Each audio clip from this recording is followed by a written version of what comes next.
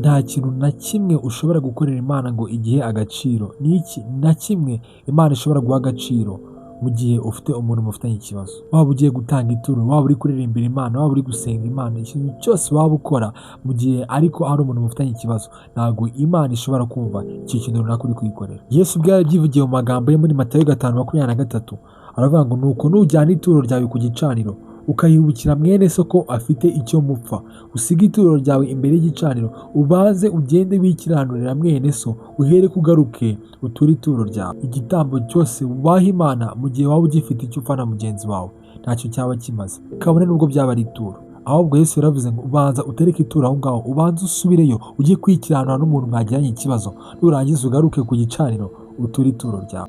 Ijambo ry'Imana ritubwira ngo mugire umwete wo kubana n'abantu bose amahoro. Ntabwo bishatse kuvuga ngo bamwe na bamwe cyangwa se abadukunda gusa, oya, n'abatwanga na ba bandi umva bakwanga ukwiriye kubana nabo amahoro, kuko nibwo Uwiteka azakwishimira ndetse nibwo ikintu cyose uzakora imbere y'Imana izacyishimira, kubera yuko uzaba nta kintu na kimwe ugira upfa na mwene so. Niba hari ikintu urimo gukorera Imana bikaba bitari gukunda, cyangwa se ukaba urimo gusaba Imana bikaba bitari gukunda, banza ugenzure neza ureba niba nta muntu ushobora kuba mwaragiranye ikibazo. Ibyo bikaba bituma cyangwa se bikaba bigufungira umugisha ku kintu Imana runaka ishaka kuguhereza.